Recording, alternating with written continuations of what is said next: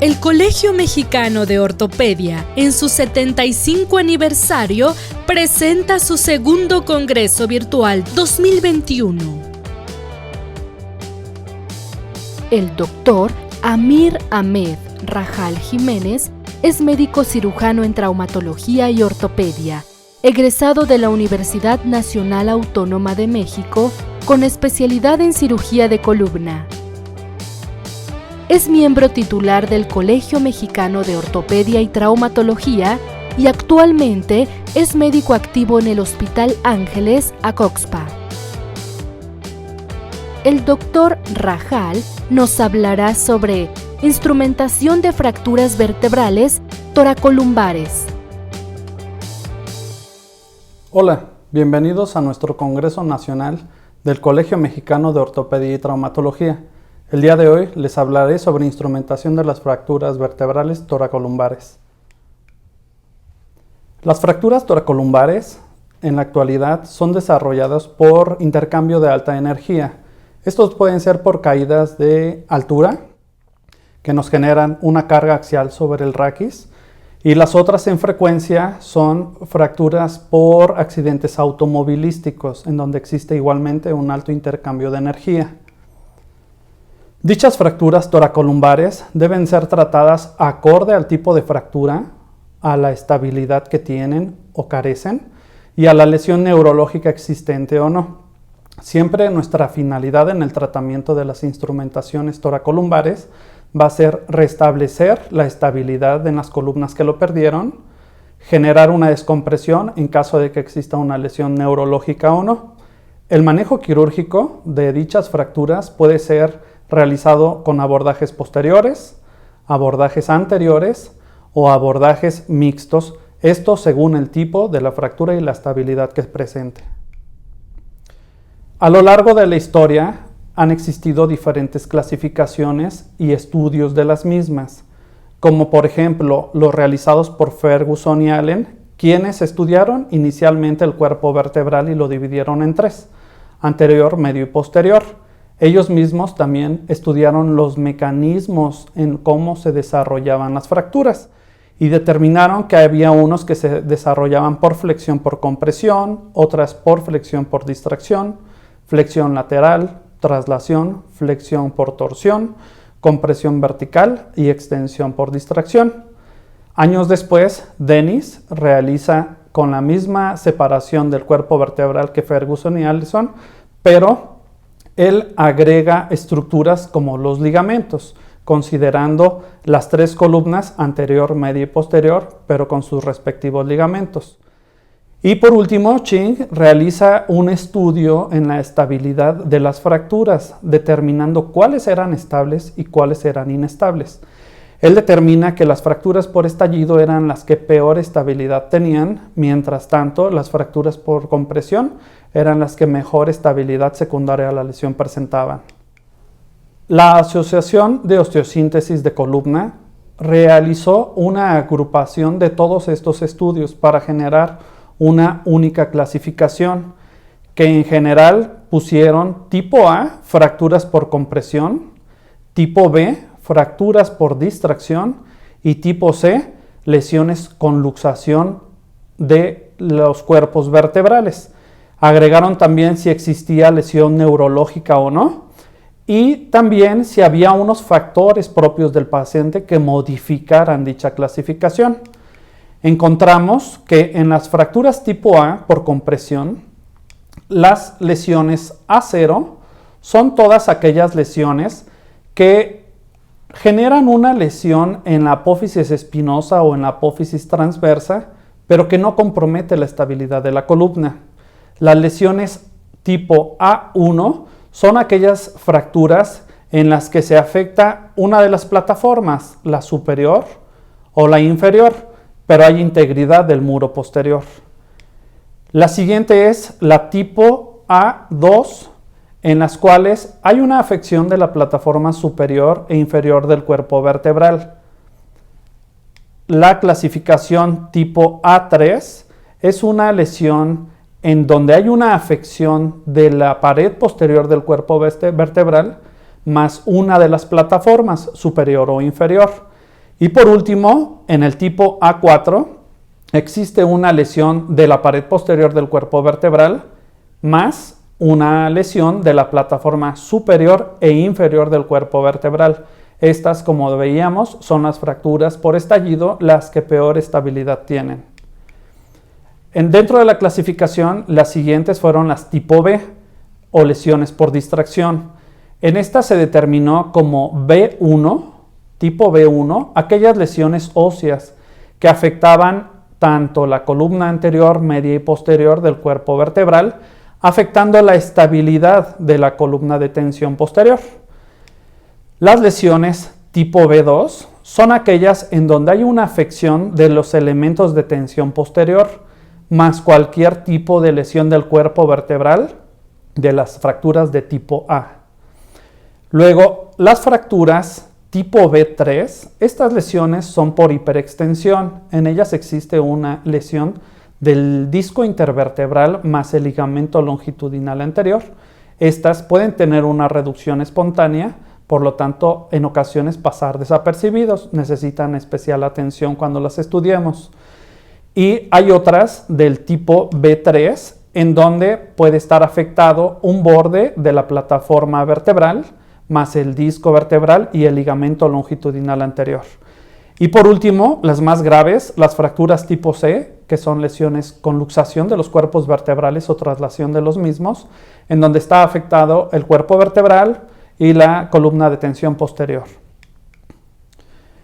Como les decía, ellos también buscaron dentro de la clasificación agrupar si había una lesión neurológica o no, y determinaron que N0 era ausencia de lesión nerviosa, N1 era una lesión transitoria que se resolvía espontáneamente, N2 que era una radiculopatía persistente, N3 una lesión incompleta de la columna, de la médula espinal, o una síndrome de Caudequina, N4 una lesión completa de la médula, y NX cuando no era posible valorar dichas lesiones en un paciente inconsciente, por ejemplo. Y las variantes o modificadores específicos de cada paciente era M2 cuando existían comorbilidades en el paciente, como enfermedades que vuelven rígida la columna vertebral, y M1 en determinado las lesiones de los ligamentos de la columna posterior. En general, sea la clasificación que le demos, nuestra finalidad siempre va a ser regresar la estabilidad a la columna. En las fracturas tipo A se va a volver quirúrgica y nosotros tendremos que intervenir para regresar dicha estabilidad cuando la cifosis sea mayor al 25 grados o el acuñamiento de la fractura sea mayor al 50%. Y si existe lesión neurológica, es otra indicación. Estas pueden tratarse en su mayoría con instrumentaciones cortas por vía posterior. ¿Qué significa esto? Un nivel arriba de la fractura, un nivel abajo de la fractura. Lo ideal de las instrumentaciones posteriores es realizarlo en las primeras 72 horas, que es cuando podemos realizar reducciones indirectas gracias a la ligamentotaxis. Dentro de las fracturas tipo A, la fractura por estallido, que como platicábamos es la que peor estabilidad presenta residual, en este tipo de lesiones está indicado un abordaje anterior si es que hay una compresión nerviosa, asimismo como se pueden hacer abordajes mixtos o en formas tempranas si es un paciente candidato a la misma, instrumentaciones posteriores largas, con 2 niveles arriba, 2 niveles abajo o 3 arriba y 3 abajo según lo amerite nuestro paciente. Las fracturas tipo A4, como se los decía, son quirúrgicas cuando hay afección nerviosa, compresión mayor al 50%, cifosis mayor a 30 grados y lo ideal es realizar un abordaje anterior si hay lesión neurológica severa o una instrumentación posterior si no lo hay dentro de las primeras 72 horas para tener buenos resultados. La ventaja del abordaje posterior dentro de las primeras 72 horas es que nos ofrece menos riesgos hacia el paciente, menos tiempo quirúrgico y menos sangrado, por lo tanto menos morbilidad. Las fracturas tipo B2, estas son fracturas que habitualmente se pueden tratar con instrumentaciones cortas, que significa un nivel por arriba y un nivel por abajo de la fractura, sin realizar artrodesis. Esto gracias a que dichas lesiones pueden llegar a cicatrizar. Un ejemplo de estas son las fracturas tipo Chance o tipo B1, en donde la instrumentación, dejándola de 8 a 12 semanas, posterior a la misma se podría retirar una vez que fusionaron los cuerpos vertebrales, el cuerpo vertebral lastimado, y por lo tanto evitaríamos hacer rígidos segmentos de la columna de forma innecesaria. Las fracturas tipo C, que son las más complejas, son quirúrgicas. En ellas amerita que nosotros realicemos una intervención para reducir la lesión y, aparte de reducir la lesión, generar la estabilidad suficiente. Esta se puede realizar por instrumentaciones largas. Siempre tenemos que realizar artrodesis posterior, en el caso de que decidamos hacerlo posterior. Y se puede colocar o está indicado realizar la colocación de un travesaño. En casos de lesiones neurológicas, se puede hacer una descompresión directa si lo amerita de forma anterior. Si no lo amerita y se hizo en un primer tiempo un abordaje posterior con instrumentación larga, se puede realizar, si llegara a persistir un déficit neurológico, un abordaje anterolateral o un abordaje anterior para descompresión directa. Y en pacientes que presentan una pseudoartrosis o una osteoporosis severa en estas fracturas tipo C, también está indicado realizar instrumentaciones mixtas para disminuir el riesgo de complicaciones. En general, nuestra finalidad quirúrgica siempre va a ser regresarle al paciente una estabilidad a su columna, que su columna sea capaz de resistir cargas y compresiones, que esté libre de irritaciones a estructuras nerviosas, que no se pierda el balance sagital, que no queden deformidades angulares o estructurales que nos generen de forma prematura enfermedad de disco adyacente. Dentro de los casos clínicos que les vengo a presentar, mi primer caso es una paciente femenino de 55 años, sin antecedentes relevantes para el padecimiento actual. Ella inicia su padecimiento tras presentar un accidente en su domicilio, unas escaleras sin barandal, resbala, sale volando, cae de una altura aproximada de 1,5 metros en sedestación. Refiere la paciente presentar carga axial sobre el raquis y una flexión involuntaria del torso, posterior a la cual presenta un dolor severo que le impide sedestación, bipedestación o marcha. Cuando llega con nosotros realizamos la exploración clínica y encontramos que la paciente presenta mucho dolor a la palpación de la columna torácica y lumbar, desde superficial a profunda, en las apófisis espinosas y en los músculos paravertebrales. Las apófisis espinosas de T11, T12, L1 y L2. Neurológicamente la encontramos íntegra, con sensibilidad 2 de 2 en todos los dermatomas y fuerza 5 de 5 en todos los miotomas de las extremidades pélvicas, neurotensión negativa, pero como les platicaba, sedestación y bipedestación imposibles por el dolor.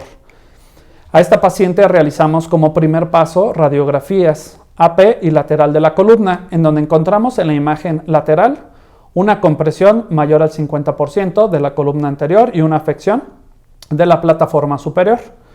Y en la imagen anteroposterior vemos como, en comparación con los cuerpos vertebrales vecinos, hay también una pérdida de la altura del cuerpo vertebral. En la misma paciente realizamos como protocolo una tomografía en donde encontramos que nuestra paciente presenta una lesión de la plataforma superior del cuerpo vertebral, así como una lesión del muro posterior que invadía el canal, menor al 50%, pero lo invadía. Por lo tanto, determinamos que era un padecimiento que ameritaba un tratamiento quirúrgico. Aquí vemos en una reconstrucción tridimensional, lo mismo, el cuerpo vertebral y la afección de la compresión mayor al 50%, lesión del muro anterior y de la plataforma. Por lo tanto, el diagnóstico de esta paciente quedó como una fractura vertebral T12, una clasificación AO, T12A3, N0, y por lo tanto realizamos un tratamiento quirúrgico con instrumentación posterior. Aquí ejemplo de cómo voy realizando colocación de los tornillos transpediculares con una instrumentación corta y artrodesis posterior. El caso clínico número 2, masculino de 21 años, este paciente sin antecedentes de relevancia para su padecimiento actual, Caminando en vía pública, un árbol se rompe, el tronco cae y lo golpea en la espalda, ocasionándole una flexión forzada y crepitación en su columna. Posterior, limitación para la bipedestación, sedestación, marcha por dolor severo. Por clínica encontramos con dolor a la palpación de las fracturas T9, T10, T11 y T12, pero neurológicamente íntegro nuevamente, con sensibilidad normal en todos los dermatomas y fuerza normal en todos los miotomas pélvicos, igual, neurotensión negativa. En este paciente, en la imagen anteroposterior, vemos a nivel del cuerpo vertebral T10 una disminución del tamaño del mismo en comparación de los cuerpos superior e inferior. Y en la imagen lateral, nuevamente vemos una compresión mayor al 50% del cuerpo vertebral. En un estudio de tomografía se observa una afección del cuerpo vertebral con multifragmentación de la plataforma superior y vamos a notar cómo en la parte posterior hay una afección de la apófisis espinosa y de las láminas, tanto de T10 como de los vecinos T9 y T11. Y en el corte coronal, la multifragmentación y pérdida de la altura, como les decía. Este video lo que muestra es transquirúrgico, cómo hay un movimiento de las apófisis espinosas, una afección del ligamento supraespinoso y de los ligamentos interespinosos. Por lo tanto, fue candidato para un tratamiento quirúrgico. El diagnóstico definitivo fue una fractura vertebral T10, una clasificación AO Spine T10 A3 B2 N0 y realizamos un tratamiento quirúrgico con una instrumentación larga, artrodesis posterior y colocación de un travesaño. ¿Ok? Y como último caso, un paciente que ingresó conmigo el día de ayer al área de urgencias.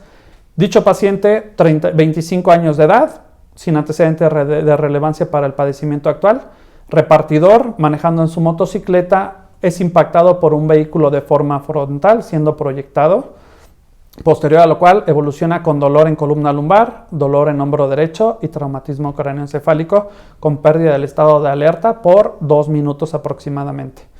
Por clínica, su ingreso, el paciente presenta crepitación a nivel de la clavícula del lado derecho, dolor a la palpación de la columna lumbar, especialmente en los cuerpos L1, L2 y L3, hipostesia en los dermatomas L1, L4, L5, S1, fuerza 4 de 5 en los miotomas L3, L4, L5, S1, la cabeza con una dermoescoriación y equimosis en el párpado del lado derecho y un dolor abdominal desde la palpación superficial, por lo cual realizamos el protocolo con estudios de imágenes como radiografía API lateral de la columna lumbar, API de la columna cervical, tórax óseo, radiografía de pelvis y radiografía AP de la clavícula derecha. Encontrando las siguientes imágenes. Una lesión en donde hay un desplazamiento del cuerpo vertebral lumbar 2 hacia el lado derecho y una fractura con presión de la plataforma superior. En nuestro protocolo de paciente con trauma, sin lesión pélvica, sin lesión en la columna cervical y sin lesión a nivel torácico, la fractura desplazada de la clavícula, el ilio del intestino en donde encontramos aire. Por lo tanto, el diagnóstico del paciente quedó como una fractura vertebral lumbar 2, una fractura de la clavícula derecha, un trauma cráneoencefálico y un trauma cerrado de abdomen, clasificación AO, L2C, N0. El tratamiento es una laparotomía exploratoria por parte de cirugía general que ingresó el día de ayer posterior a la valoración inicial. Neurocirugía determinó un tratamiento conservador y posterior a que el paciente esté estable, realizaremos nosotros un tratamiento quirúrgico con reducción abierta y osteosíntesis a la clavícula, así como en el mismo evento anestésico, posterior colocación del paciente en decúbito prono, y realizaremos una instrumentación transpedicular de T12, L1, L3 y L4 con reducción de la luxación, una artrodesis posterolateral y una artrodesis de los niveles. Por lo tanto, estos son los casos clínicos que quería comentar con ustedes Estoy agradecido por su atención. Hasta luego.